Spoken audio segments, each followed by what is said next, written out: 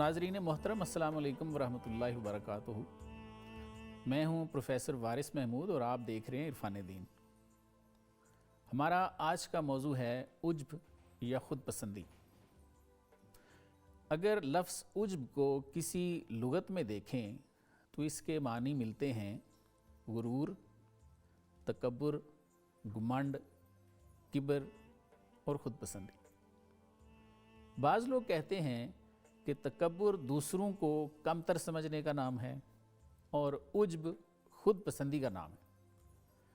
ताहम अगर गौर करें तो दूसरों को कमतर समझने वाला खुद पसंदी तो है। इस तरह ये बात वाज़ेह है कि उज्ब या खुद पसंदी तकब्बुर ही की एक सूरत है जिसकी कुरान व हदीस में शदीद मुज़म्मत नज़र आती है। सूरह निसा में अल्लाह ताला इरशाद फरमाते हैं, अलम तरा इलल्लज़ीना युज़क्कूना अनफुसहुम बलिल्लाहु युज़क्की मन यशा।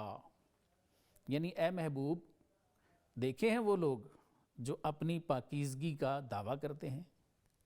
पाक तो हम करते हैं और जिसे चाहते हैं उसे करते हैं। फिर सूरह नजम में अल्लाह ताला इरशाद फरमाते हैं, अपने नफ्स की पाकीज़गी न जताओ, अल्लाह जानते हैं कि कौन मुत्तकी है।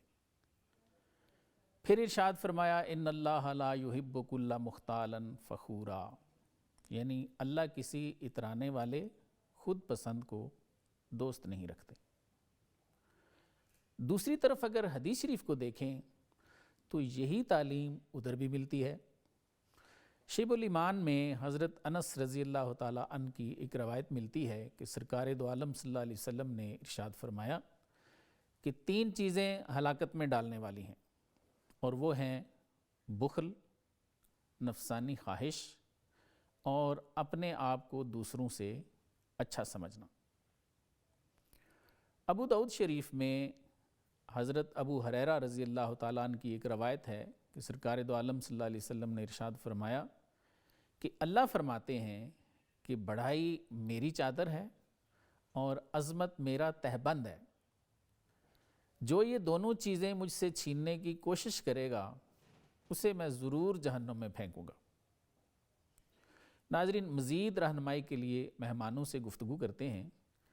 मेरे आज के मेहमान हैं मौलाना तनवीर अहमद आवान साहब और मेरे दूसरे मेहमान हैं मौलाना मोहम्मद मंजूर साहब। Sir, welcome to the show. मुफ्ती साहब, ये इरशाद फरमाइए कि सूरह निसा में है, अलम तरा इलल्लज़ीना युज़क्कूना अनफुसहुम वलिल्लाहु युज़क्की मन यशा, कि ए महबूब कि आपने उन लोगों को देखा है जो अपनी पाकीज़गी का दावा करते हैं, अल्लाह ताला जिसको चाहते हैं उसे पाक करते हैं। तो ये इरशाद फरमाइए कि ये पाक लोग कौन हैं और क्या ये अल्लाह ताला से साहिब राब्ता होते हैं? सर। बिस्मिल्लाहिर्रहमानिर्रहीम। प्रोफेसर साहब, सबसे पहले आपका शुक्रिया और सुनो टीवी की जितनी भी इंतज़ामिया है सर, उनका बहुत शुक्रिया कि इतने खूबसूरत मौजू पे हमें मदऊ किया। Welcome sir. सबसे पहले इस आयत का हम पस मंज़र शान नुज़ूल देख लेते हैं। जी जी। इसका शान नुज़ूल यहूद नसारा का एक दावा है। ठीक। और वो दावा ये है कि नहनु अब्नाउल्लाहि व अहिब्बाहु, ठीक, कि हम तो अल्लाह के चाहते हैं। बिल्कुल सही। और ये कहते थे कि लन यदखुलल जन्नत इल्ला मन काना हुदन औ नसारा। ठीक। जन्नत में तो या तो यहूदी दाखिल होंगे या ईसाई दाखिल। बिल्कुल सही। तो इनके इस दावा पर ये इरशाद फरमाया गया कि ये अपने मुंह से ही अपनी पाकीज़गी और अपनी अलूवियत को और अपने बुलंद होने को बयान कर रहे। ठीक। हकीकत ये नहीं है, तिल का अमानियुम, ये तो इनकी ख्वाहिशें हैं। बिल्कुल सही। और इन्हें ये इरशाद फरमा दीजिए, ए हबीब खुदा, कुल हातु बुरहानकुम इन कुंतुम सादिकीन, वाह, कि इस पे अगर तुम्हारे पास कोई दलील है हाँ तो वो ले आओ। हाँ, सच्चे हो तुम। और हकीकत ये है कि वो दलीलें इनके पास कोई नहीं, और सिर्फ जिसे अल्लाह करीम ने इरशाद फरमाया तिल का अमानियुम, ये इनकी ख्वाहिशात हैं। ठीक। और इनका अमल देखें तो हम थोड़ा सा तारीख़ में जाएंगे। सर। बनी इसराइल, क्योंकि ये सारे हज़रत याकूब अलैहिस्सलाम की औलाद, जी, और फिर इनका एक लंबा हिस्सा है जो मिस्र और शाम के दरमियान गुज़रा। सर। इस सारी बनी इसराइल की तारीख़ में हमें 2 बातें नज़र आती। एक इनकी ख्वाहिशें, ठीक, अम्बिया से फरमाइशें करना कि अल्लाह से ये भी दे दे, लेकर अल्लाह से ये भी मनवा लें, अल्लाह से ये भी मनवा लें। सही। لیکن جب اللہ کی طرف سے حکم آتا تو ان کی طرف سے ہٹ درمی. کہا کہ سجدہ کرتے ہوئے داخل ہونا، گھسیٹتے ہوئے داخل ہو رہے. ہاں بالکل. اور کہا کہ گائے کو ذبح کرنا ہے تو رنگ پوچھنا شروع کر دیا، اس کی جسامت پوچھنی شروع کر دی. عمل ان کا یہ تھا. بالکل ٹھیک. تو اس لیے ارشاد فرمایا تلک امانیہم، یہ تو ان کی خواہشیں ہیں. صحیح. حقیقت یہ ہے بلا من اسلم وجہہ للہ، کہ بلکہ جس نے اسلام لایا ٹھیک اور اپنے رخ کو ایک اللہ کی طرف سیدھا کر لیا، واہ ایک اللہ کو وحدہ لا شریک مان لیا، جی اور اپنی ساری زندگی اسی رب کی مانتے ہوئے گزار لی. ٹھیک. اور جو نبی، جب اس وقت کے نبی جو ان کے انبیاء تھے، جس میں موسیٰ علیہ السلام، عیسیٰ علیہ السلام، اور اس سے پیچھے انبیاء کی ایک فہرست ہے جی جو اللہ کریم کی طرف سے مبعوث ہوئے، اور اب نبی کریم صلی اللہ علیہ وسلم ہے، کہ آپ صلی اللہ علیہ وسلم کی بعثت اب نجات کا ذریعہ آپ کی اطاعت ہے. بے شک. جسے دوسری آیت میں ارشاد فرمایا کہ جی من یطع الرسول فقد اطاع اللہ، ٹھیک ہو کہ گیا. جس نے نبی کریم صلی اللہ علیہ وسلم کی اطاعت کی اس نے اللہ کی اطاعت کی. بالکل صحیح. اور اسے انہی یہودیوں اور انہی عیسائیوں سے بار بار اسی بات کا تقاضا کیا جاتا رہا جی کہ یہ اپنی ہٹ درمی چھوڑ دے. حقیقت یہ ہے کہ نبی کریم صلی اللہ علیہ وسلم کو، آپ کی بعثت کو، آپ کی ختم نبوت کو ایسے جانتے ہیں یعرفون ابناءہم، جیسے اپنے بچوں کو جانتے ہیں. بالکل ٹھیک ہے. ساری نشانیاں ان کو معلوم، ہر چیز ان کو معلوم، لیکن انہوں نے ہٹ درمی کی وجہ سے اور اپنی خواہش کہ بنی اسرائیل سے آخری نبی کیوں نہیں آئے، صحیح. بنی اسماعیل سے کیوں آ گئے، بالکل ٹھیک ہے. اور خواہش ان کی یہ تھی کہ یہ یثرب میں آ کر رہے اور ایک عرصے سے رہے کہ وہ آخری نبی کا جائے قرار یہی ہوگا، ہم ان پر ایمان لائیں گے. بالکل ٹھیک. لیکن دنیاوی چند سکوں کے لیے ان کے جو راہبین تھے، ان کے جو مذہبی پیشوا تھے، انہوں نے انہیں اس حقیقت سے روکے رکھا. مفتی صاحب بڑے ادب سے روکوں گا آپ کو ایک سیکنڈ کے لیے. یہ ارشاد فرمائیے کہ ایک تو پس منظر اس کا ہو گیا یہود و نصارہ کا. جی تو یہ ارشاد فرمائیں کہ کیا ہماری امت میں، حضور صلی اللہ علیہ وسلم کی امت میں بھی کچھ ایسے لوگ ہیں جن کو اللہ تعالیٰ پاک کرتے ہیں، اور کیا وہ اللہ سے صاحب رابطہ ہوتے؟ سر آیت کریمہ کا سہارا ہم لیں گے. جی انبیاء کی جو بعثت ہے اس کا بنیادی 4 مقاصد ہوتے ہیں، ٹھیک. جس میں تعلیم کتاب ہے، جی حکمت ہے، تزکیہ نفس ہے، واہ اور تلاوت کلام پاک ہے. سبحان اللہ سبحان اللہ. جو تزکیہ نفس ہے، دل کی پاکیزگی، اور یہی آج کا ہمارا موضوع بھی ہے، ٹھیک. کہ جو خود پسندی ہے، جس نے ان یہودیوں کو اور عیسائیوں کو بھی راہ راست پہ آنے نہیں دیا، بالکل ٹھیک. جو اپنا تزکیہ اور اپنی پاکیزگی اور اپنا سب بڑھوتری بیان کرتے تھے، جسے ارشاد فرمایا کہ یہ حقیقت ہے نہیں. جی جی. تو یہاں بھی کہ امت محمدیہ صلی اللہ علیہ وسلم میں اگر جو نجات چاہتا ہے، سب سے پہلے اسے قلب کی صفائی چاہیے. سبحان اللہ. اور قلب کی صفائی وہ نبی کریم صلی اللہ علیہ وسلم کی مبارک تعلیمات میں، واہ، اور تعلیم کتاب میں، یعنی کتاب اللہ کی تعلیم، اس کی تلاوت میں، اور نبی کریم صلی اللہ علیہ وسلم کی جو حکمت بری احادیث ہیں، آپ کی سنتیں ہیں، ان پر جب ہم چلیں گے تو اس سے ہمیں یہ پتہ چلے گا کہ کبر، غرور، دوسروں کو نیچا دکھانا اور دوسروں کو اپنے سے کم تر سمجھنا، صحیح. تو اس پر جب ہم ایک قوم آ جائے گی، جو بھی آئے گا، وہ فرد ہے، وہ جماعت ہے، وہ ایک قوم ہے، جو بھی آئے گا اللہ تعالیٰ کی اس نجات والی اس رستے پر وہ چلنا شروع ہو جائے گا، جس رستے کا انتخاب ہر ایک مسلمان کے لیے ضروری ہے. بلا من اسلم وجہہ للہ وہو محسن وہو مؤمن، کہ جو اللہ کے لیے اس نے ایمان لایا اور اللہ کی طرف اس نے رخ کر لیا اور صفت احسان پر وہ آ گیا. اور صفت احسان تبھی پیدا ہوگی جب ہمیں اللہ کی ذات کا یقین ہوگا، صحیح، کہ اللہ مجھے دیکھ رہا ہے. پھر میں جب گفتگو کروں گا تو میں سامنے والے کو دیکھوں گا کہ مجھ سے بڑا ہے تو میں نے اس کا ادب کرنا ہے، مجھ سے چھوٹا ہے تو میں اس پہ شفقت کرنی ہے. قرآن میں سر ایسے کچھ گروہ جو ہیں ان کا ذکر ہے جو بلیسڈ ہیں، اور اللہ کے جیسے اللہ تعالیٰ فرما رہے ہیں جسے ہم چاہتے ہیں پاک کرتے ہیں، تو وہ کوئی صاحب انعام لوگ، وہ بلیسڈ لوگ ہیں.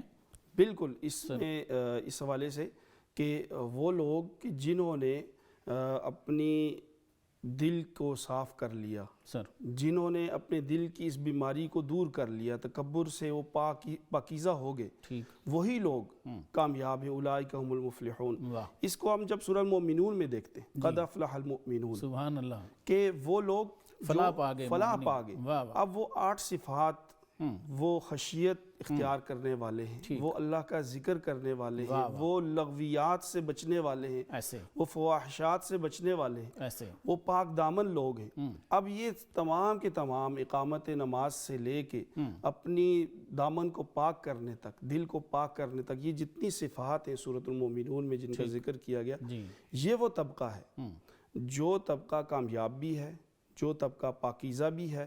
اور اگر ہم سورہ فاتحہ میں آ جائیں، سر سورہ فاتحہ میں آ جائیں جی، تو انعمت علیہم، سبحان ہم اللہ تعالیٰ سے اہدنا الصراط المستقیم کہ اللہ ہمیں سیدھا راستہ دکھا دے، واہ واہ، اور صراط الذین انعمت علیہم کہ ان لوگوں کا راستہ جن پر تو نے انعام کیا۔ ٹھیک، اور اسے پھر سورہ آل عمران میں بہت ہی خوبصورت پیرائے میں اللہ کریم نے ارشاد فرمایا، اولئک الذین انعم اللہ علیہم من النبیین والصدیقین والشہداء والصالحین، سبحان اللہ، کہ یہ جو 4 طبقات ہیں، جی، پہلے وہ صفات سورۃ مومنون کی ہم دیکھ لیں، اور پھر ان میں پہلا طبقہ تو اللہ کا منتخب طبقہ ہے، ٹھیک، جن کو اللہ تعالیٰ نے ان مقدس شخصیات کو اپنی نبوت کے لیے، اپنی رسالت کے لیے چن لیا۔ ٹھیک ہو گیا، اس کے بعد جو 3 طبقات ہیں یہ کسبی ہیں، صحیح، یہ محنت پر ہیں، صحیح، کہ صدیقین، شہداء، صالحین، امت میں ہے، بالکل ٹھیک، کہ صدیقیت کا جو مرتبہ ہے، شہادت کا جو مرتبہ ہے، صالحیت کا جو مرتبہ ہے،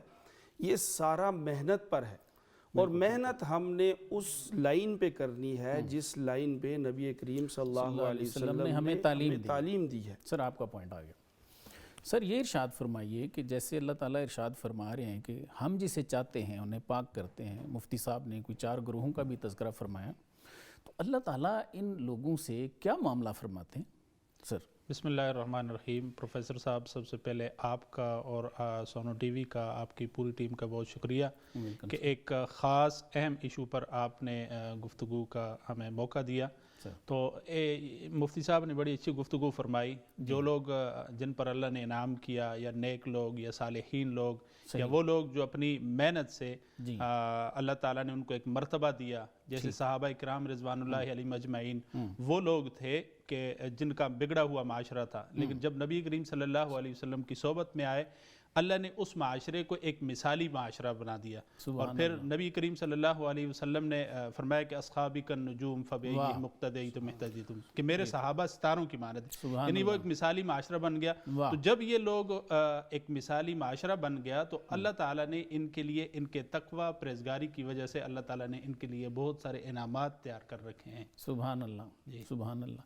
کوئی ذاتی طور پہ، کوئی روحانی طور پہ بھی ان کو کوئی نعمت ہے، جیسے شرح صدر کا قرآن میں ذکر آتا ہے، اس پہ کچھ ارشاد فرمائیے۔ جی، من یرد اللہ ان یہدیہ یشرح صدرہ للاسلام۔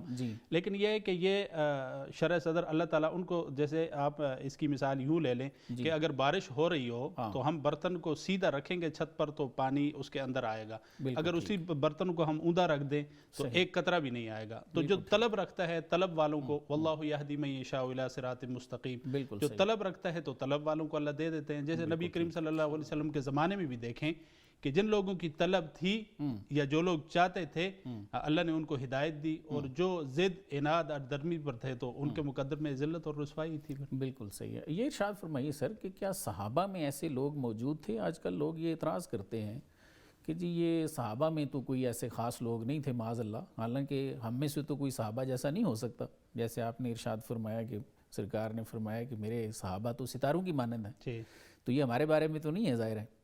تو صحابہ میں کچھ ایسے بلیسڈ لوگ اپنی کچھ چیزوں کی وجہ سے جو ممتاز نظر آتے ہیں، ان کے بارے میں سرکار کے کیا کلام ہے سر؟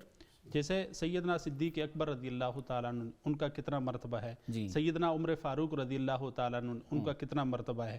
ان کے اوصاف کی وجہ سے نبی کریم صلی اللہ علیہ وسلم نے فرمایا کہ عمر کے اندر اتنی اوصاف ہیں کہ لو کان بعدی نبی لکان عمر، کہ اگر میرے بعد کسی نبی نے آنا ہوتا، نبوت کا دروازہ بند ہو چکا ہے، اگر کسی نبی نے آنا ہوتا تو یہ اوصاف عمر کے اندر ہیں۔ دیکھیں یہ حضور صلی اللہ علیہ وسلم کی صحبت کی وجہ سے، ورنہ وہی عمر ہیں حضرت عمر کہتے ہیں مجھے تو اونٹ چرانا بھی نہیں آتے تھے، واہ لیکن آپ کی صحبت کا یہ اثر کہ اللہ نے ان کو کتنا ممتاز کر دیا۔ اور پھر سب سے بڑی بات، جو لوگ کہتے ہیں کہ صحابہ کے اندر یہ اوصاف نہیں تھے، وہ ہمارے جیسے تھے ہمارے جیسے، لیکن انہوں نے تقوی، پرہیزگاری، آپ صلی اللہ علیہ وسلم کی صحبت اتنی اختیار کی کہ جن کے بارے میں اللہ نے خود کہہ دیا رضی اللہ عنہم ورضوا، سبحان اللہ، اللہ ان سے راضی ہے، وہ اللہ سے راضی ہیں۔ واہ واہ، تو ہم کون ہوتے ہیں، میں، آپ، یا مفتی صاحب کون ہوتے ہیں، یا کوئی بھی ہمارے معاشرے کا، اس معاشرے کا، جی کہ وہ صحابہ کے بارے میں کوئی بات کرے۔ اور پھر پروفیسر صاحب سب سے بڑی بات سر میں یہ کہتا ہوں سر کہ صحابہ کو اللہ نے یہ مقام دیا کہ انہوں نے حضور انور صلی اللہ علیہ وسلم کا چہرہ انور دیکھا، واہ واہ جو کسی کو نصیب نہیں ہو سکتا۔ واہ واہ،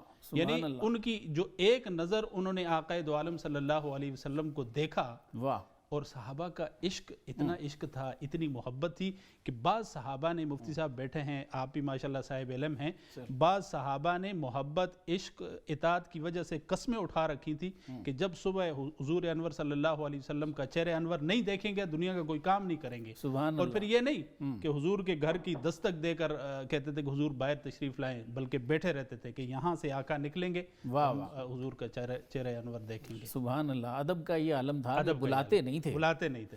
تو مفتی صاحب قرآن میں حضور صلی اللہ علیہ وسلم کے ادب کے بارے میں ہے نا، جی دیکھو، اللہ وہ تعالیٰ ارشاد نے فرمائیے تھوڑا۔ آداب ذکر کرتے ہوئے، کیونکہ حضور نبی کریم صلی اللہ علیہ وسلم خود صحابہ سے ایسا نہیں فرماتے تھے کہ میرے صحابہ مجھ سے جو ہے نا وہ ناراض نہ ہو جائیں، تو اللہ تعالیٰ نے فرمایا کہ یا ایھا الذین آمنوا لا ترفعوا اصواتکم فوق صوت النبی صلی اللہ علیہ ٹھیک ہے، یعنی میرے نبی کا اور میرے پیارے کا یہ ادب ہے کہ آپ جب اس کی مجلس میں بیٹھے ہوں تو آپ کی آواز ان کی آواز سے دھیمی ہونی چاہیے، ان کی آواز سے زیادہ آپ کی آواز بلند نہیں ہونی چاہیے، اور راتوں کو بھی بیٹھے رہتے، نماز کے لیے بھی نہ بلاتے۔ ہاں جی۔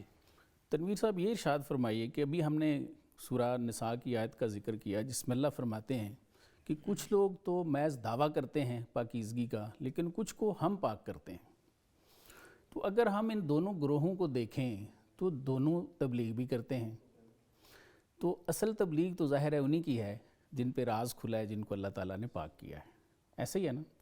تو یہ ارشاد فرمائیے کہ جو دوسرا گروہ ہے جن کو اللہ نے پاک نہیں کیا، ان کی تبلیغ معاشرے کے لیے کس حد تک نقصان دہ ہوتی ہے؟ سر بسم اللہ الرحمن الرحیم۔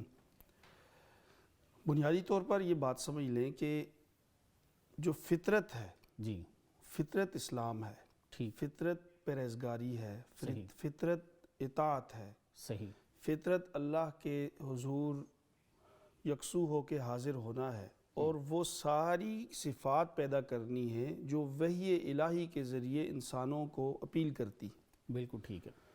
اور اسلام جو بھی لایا اس پر اسلام کے سارے احکامات آگے، وہ گویا کہ وہ اللہ کی جماعت میں شامل ہو گئے، حزب اللہ میں شامل ہو گئے۔ صحیح۔ دوسرے گروہ کو حزب الشیطان قرآن پاک میں ان کا ٹائٹل دیا گیا، انہیں یہ کہا گیا کہ حزب الشیطان ہے، شیطان کے راستے پر چلنے اللہ والے۔ اکبر، اللہ اکبر۔ اور حزب الشیطان انہیں ان عادات، ان کی وہ جو اخلاق رذیلہ ہیں، بری عادات ہیں، برے عقائد ہیں، اس کی وجہ سے کہا گیا۔ ٹھیک۔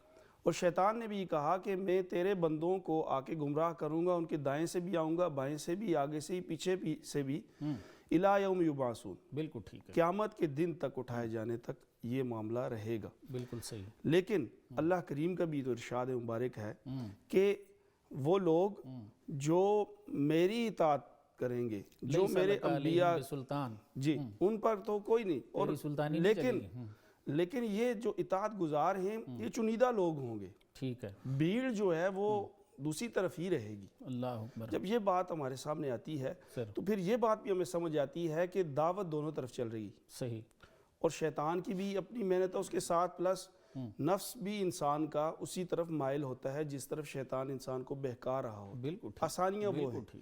اور شریعت جو ہے وہ اصول و ضوابط، قواعد کا نام ہے، صحیح، اور ان قواعد کے اندر رہتے ہوئے زندگی گزارنے کا نام ہے۔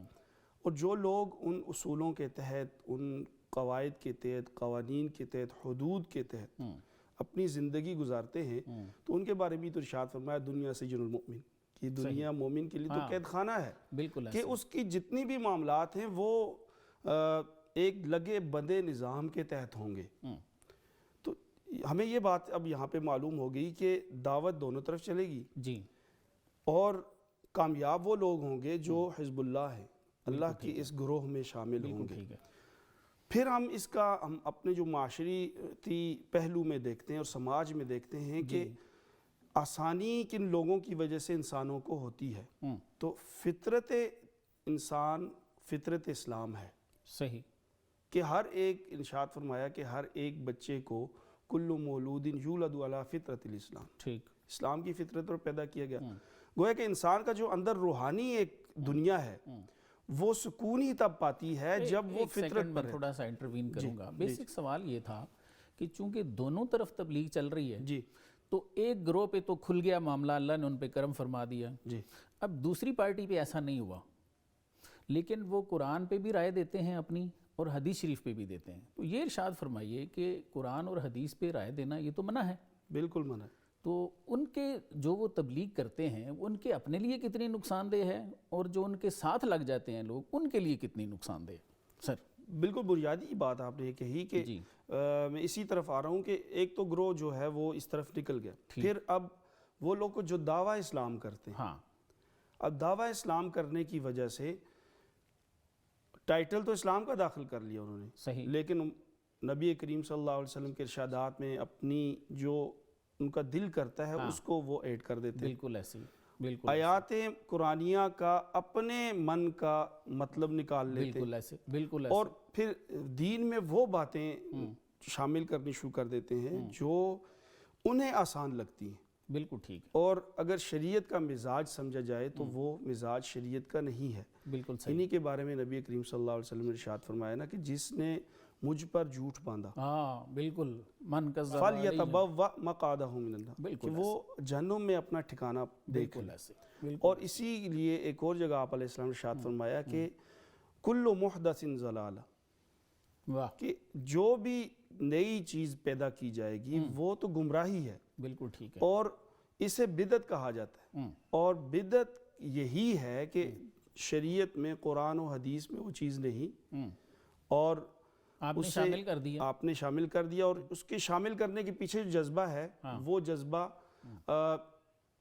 نفسانی خواہشات کا ہے۔ بالکل ٹھیک، اور اس میں ایک اور چیز آپ کو پروفیسر صاحب بتاؤں جی کہ انسان کی جو خواہشات ہیں ان کی انتہا نہیں ہے۔ بالکل ٹھیک، تو یہ جو دین میں ایڈ کرنے والی چیزیں ہیں، جو دین میں چیزوں کو نئی شامل کیا جاتا ہے، تو ہر دور میں ایک نئی چیز آ رہی ہوتی ہے، بالکل صحیح، ہر دور کے انسان کی ایک نئی خواہش ہوتی ہے۔ تو اس لیے اللہ کے حکم کو ہم نے ماننا ہے، نبی کریم صلی اللہ علیہ وسلم کے طریقے کو ماننا ہے، لیکن اس نہج پہ ماننا ہے جس نہج پہ آپ صلی اللہ علیہ وسلم نے ارشاد فرمایا، صحابہ کو چلایا اور امت تک یہ حکم پہنچایا۔ بالکل ٹھیک، تو یہ بنیاد ہے کامیاب معاشرے کے لیے بھی، یہ بنیاد ہے فطرت پہ چلنے کے لیے بھی، یہ بنیاد ہے لوگوں کے لیے آسانی پیدا کرنے کے لیے۔ تھوڑا سا میں اگر امت مسلمہ سے، اسلام سے پہلے آ جاؤں تو ہم یہ دیکھتے ہیں کہ آپ صلی اللہ علیہ وسلم کے دور میں یہودیت تھی، عیسائیت تھی، لیکن وہ اپنی اصل شکل میں نہیں تھی۔ اس کی بنیادی وجہ، صحیح، اس کی بنیادی وجہ یہی ہے کہ یہودیوں اور عیسائیوں نے تحریف کی۔ کسی طاقتور سے اگر گناہ ہوا سزا اسے نہیں ملتی تھی، تحریف کر دی جاتی تھی کہ اس کے لیے گناہ معاف ہو گیا۔ بالکل صحیح، غریب پہ اگر کمزور نے وہ گناہ کیا تو اس پہ سزا لاگو کر دی، اپنی مرضی کا حکم ایڈ کر دیا، اپنی مرضی کے خلاف حکم ہوا اسے نکال دیا۔ بالکل تو ایک وقت یہ آیا کہ یہودیت نہیں تھی، عیسائیت نہیں تھی، بلکہ تحریف شدہ مذاہب تھے۔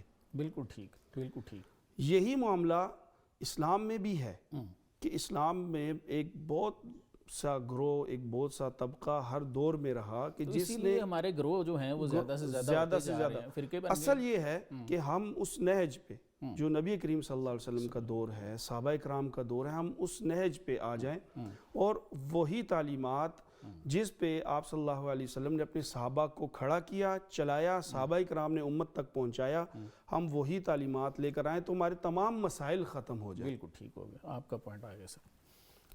مولانا صاحب یہ ارشاد فرمائیے کہ عجب یا خود پسندی جو آج کا ہمارا ٹاپک ہے، اس کا الٹ ہے عاجزی، انکساری۔ تو یہ ارشاد فرمائیے کہ یہ عاجزی ہم میں کیوں نہیں پیدا ہوتی؟ بسم اللہ الرحمن الرحیم۔ ایک حدیث مبارکہ ہے نبی کریم صلی اللہ علیہ وسلم نے، حضرت ابو ہریرہ اس کے راوی ہیں، کہ ایک شخص جس نے بڑا عمدہ لباس پہنا اور پھر اپنے بالوں کو بنایا سنوارا، تکبر، اور پھر اللہ نے اس کو زمین میں دسا دیا۔ اصل میں عجب، خود پسندی ہے کیا؟ پہلے ہم اس کے بارے میں اگر ہمیں پتہ ہوگا کہ یہ ہے کیا ہے۔ امام غزالی رحمہ اللہ نے احیاء العلوم میں کچھ چیزیں لکھی ہیں۔ ایک تو یہ ہے کہ اپنے رنگ پر تکبر کرنا، کہ میں بہت خوبصورت ہوں، میرا جیسا کوئی نہیں۔ دوسرا اپنی باڈی پر، قوت پر، طاقت پر، جیسے قوم عاد سمود، من اشد منا قوہ، اللہ نے اس کا کیا انجام کیا۔ پھر اسی طرح پڑھے لکھے طبقے میں بھی یا دوسرے لوگوں میں بھی بعض لوگ کہتے ہیں ہم بڑے ذہین ہیں، یہ علم بھی حجاب بن جاتا ہے۔ ہاں یہ بھی ہے، یہ علم کی وجہ سے ہو یا کسی وجہ سے ہو کہ میں بڑا ذہین ہوں، میں بہت کام کر رہا ہوں۔ اسی طرح مال و دولت، یہ بھی خود پسندی ہے کہ میرے پاس بہت زیادہ مال ہے، میرے جیسا مال نہیں۔ اسی طرح اپنی رائے، میں آپ کے سامنے بیٹھا ہوں تو میں اپنی رائے پیش کروں، نہیں جی میری رائے جیسی، یہ بھی خود پسندی ہے۔ تو اسی طرح بہت ساری چیزیں ہیں جو خود پسندی میں آتی ہیں اور یہ انسان کو تباہی کی طرف لے جاتی ہیں۔ ابلیس اور نفس بھی اس میں مل جاتے ہیں، ہاں جی، تو وہ ہمیں اس کی طرف مائل کر دیتے ہیں۔ یہ ارشاد فرمائیے کہ کاؤنٹر کیسے کریں ان کو؟ دیکھیں یہ خود پسندی جو ہے یہ بہت بڑا زہر قاتل ہے، اور یہ وہ چیز ہے، میں اس تھوڑا سا بتا کے، یہ انجانے میں بھی آدمی اس میں کے اندر داخل ہوتے ہوتے اس کے سمندر میں چلا جاتا ہے، اور پھر انسان وہ معاشرہ تلاش کرتا ہے جہاں خود پسندی ہو۔ مطلب میں کہوں گا کہ جہاں میں ہوں میری تعریف ہی تعریف ہو، میری کوئی نقصان نہ بیان کرے۔ اب اس کا حل کیا ہے؟ اصل چیز وہ ہے، اس کے حل کی طرف اگر ہم آئیں تو اصل تو یہ ہے کہ اللہ تعالیٰ کی اطاعت ہے، اور پھر نبی کریم صلی اللہ علیہ وسلم کی اطاعت ہے۔ ٹھیک ہے، اللہ کی اطاعت، اللہ کے رسول کی اطاعت کریں گے۔ یہ اطاعت کیسے ہوگی؟ اب ہمیں کیا پتا اللہ کی اطاعت کیا، اللہ کے رسول کی اطاعت کیا؟ اس کے لیے سب سے مین چیز جو ہے وہ علم ہے۔ اگر علم آئے گا تو علم کے ذریعے سے ہمیں پتہ چلے گا کہ اللہ کی اطاعت کیا ہے، کون سے کام ہم نے کرنے ہیں جس سے اللہ راضی ہوگا، کون سی حدود ہیں جن کو ہم نے تجاوز نہیں کرنا۔ پہلے علم ضروری ہے، علم ضروری۔ دیکھو جی نا، علم سے زندگی بنتی ہے، جنت بھی جہنم بھی۔ یہ خاکی اپنی فطرت سے نہ نوری ہے نہ ناری۔ جاہل آدمی کو کیا پتا ہوگا کہ اب مجھے پتہ ہی نہیں ہے خود پسندی ہے کیا ہے، تکبر کیا ہے۔ بالکل صحیح۔ تو یہ تکبر، خود پسندی آہستہ آہستہ تکبر کی طرف لے جاتی ہے، اور تکبر اللہ تعالیٰ کو پسند نہیں ہے۔ اللہ تعالیٰ کہتے ہیں الکبریاء ردائی، ٹھیک ہے۔ اور پھر تواضع ہمارے اندر اس علم کی وجہ سے، اور علم کے ذریعے پھر ہمیں پتہ چلے گا اطاعت اللہ کیا ہے، اطاعت رسول کیا ہے۔ پھر دیکھیں صحابہ کرام رضوان اللہ علیہم اجمعین نے نبی کریم صلی اللہ علیہ وسلم سے علم حاصل کیا، آپ کے طریقوں پر چلے، اور پھر ان کے اندر جو ہے وہ تواضع، عاجزی آئی۔ بالکل ٹھیک، چونکہ یہ عاجزی کا تعلق علم کے ساتھ ہے۔ اور پھر تھوڑا سا ہمارا، جیسے میں چاہتا ہوں میرا ظاہر کے لیے میں کوشش کرتا ہوں، اچھا لباس پہنتا ہوں، غسل کرتا ہوں، نہاتا دھوتا ہوں، تو جس طرح ہمارا ظاہر میلا ہو جاتا ہے اس طرح ہمارا باطن بھی میلا ہو جاتا ہے۔ جس کی باطن یعنی دل میلا ہوتا ہے، تو دل کے میلا ہونے کی وجہ سے یہ تمام بیماریاں جنم لیتی ہیں۔ تو اس کے لیے یہ ہے کہ جہاں انسان اگر علم سیکھ لے، اطاعت اللہ، اطاعت رسول کرے، وہاں کسی اللہ والے سے تعلق بھی جوڑے، تاکہ ہمارا باطن اگر پاک ہوگا تو یہ ساری کی ساری بیماریاں جو ہے وہ ختم ہو جائیں گی۔ بالکل ٹھیک۔ تنویر صاحب یہ ارشاد فرمائیے کہ بخاری میں ایک حدیث شریف ہے، حضرت نعمان بن بشیر رضی اللہ تعالیٰ عنہ کی روایت ہے۔ آپ ارشاد فرماتے ہیں کہ حضور صلی اللہ علیہ وسلم نے ارشاد فرمایا، ان فی الجسد مضغۃ، کہ بے شک جسم میں گوشت کا ایک لوتھڑا ہے، اذا صلحت، جب وہ صحیح ہوتا ہے، صلح الجسد کلہ، تو پورا جسم صحیح ہو جاتا ہے، واذا فسدت، جب اس میں فساد آتا ہے، فسد الجسد کلہ، تو پھر بھی پورا جسم جو ہے اس میں فساد آ جاتا ہے۔ الا وہی القلب، غور سے سنو، وہ دل ہے۔ تو سر یہ ارشاد فرمائیے کہ دل کو کیسے ٹھیک کریں؟ حضور صلی اللہ علیہ وسلم تو ارشاد فرما رہے ہیں دل ٹھیک ہوگا تو سب ٹھیک ہوگا۔ سر بسم اللہ الرحمن الرحیم، آپ نے بہت بنیادی سوال کیا، اور یہ ہر ایک مسلمان کی، نہ صرف ہر ایک انسان کی ضرورت ہے۔ بالکل ایسے فرمایا میں کسی جگہ بھی نہیں سماتا، مومن کے دل میں سما جاتا ہوں۔ سبحان اللہ۔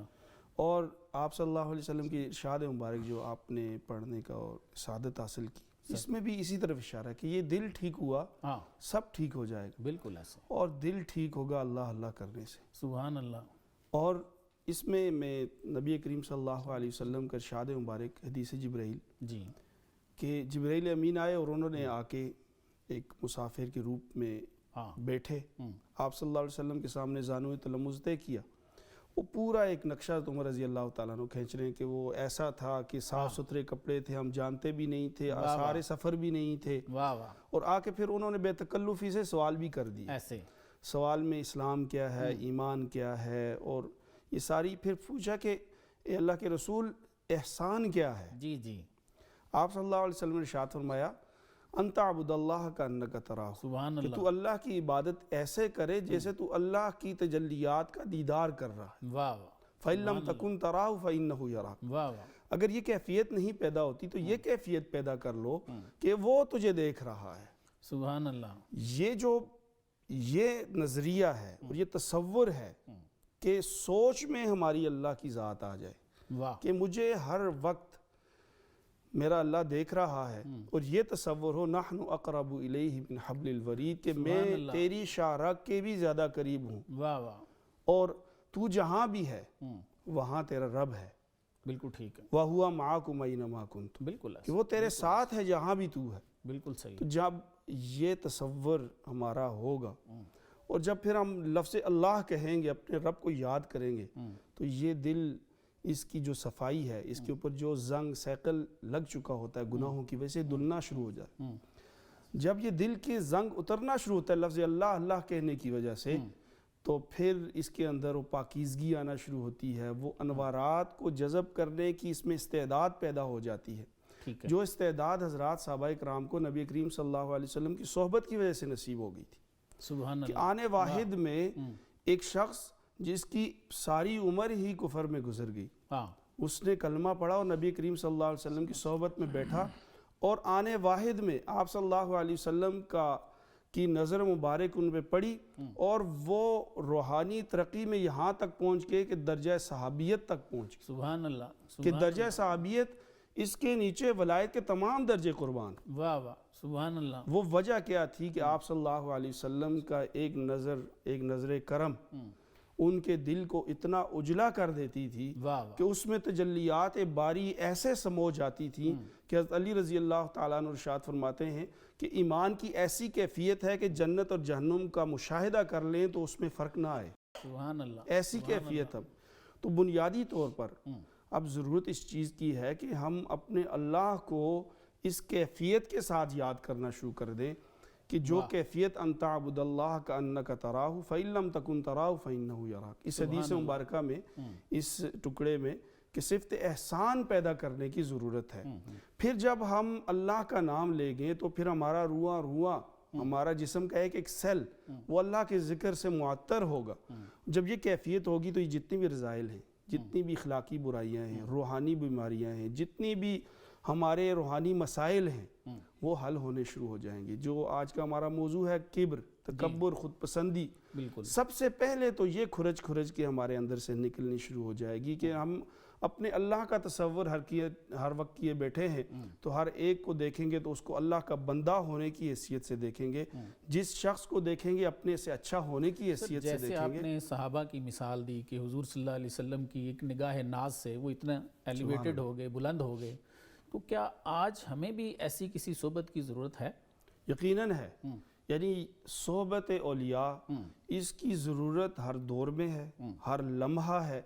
کہ جس طرح ہمارے ظاہری علوم کے استاذ، ان کا تعلق اس نے فلاں استاد سے سیکھا، اس نے فلاں استاد سے سیکھا، صحیح، اور ہمارا ربط نبی کریم صلی اللہ علیہ وسلم تک پہنچتا ہے. انما بعثت معلما، کہ سب سے معلم اعظم تو ٹھیک ہے، نبی کریم صلی اللہ علیہ وسلم. اسی طرح روحانی جو فیوزات و برکات ہیں اور جو روحانی ترقی ہے اور تربیت ہے، اس کے لیے بھی اولیاء کرام اس وقت جی، وہ ایک بنیادی حیثیت رکھتے ہیں کہ جن کے سامنے ہم جا کر اپنی تمام روحانی مسائل کو رکھیں گے، اپنی گفتگو کو رکھیں گے، ان پر جو اللہ کی برکات اور نبی کریم صلی اللہ علیہ وسلم کی جو فیوزات منتقل ہو رہے ہیں وہ ہمارے قلب میں اس آئیں سے گے، ہمیں بھی حصہ ملتا ہمیں حصہ ملے گا، اور یوں یہ منتقل ہو رہے ہیں شروع سے. بالکل ٹھیک.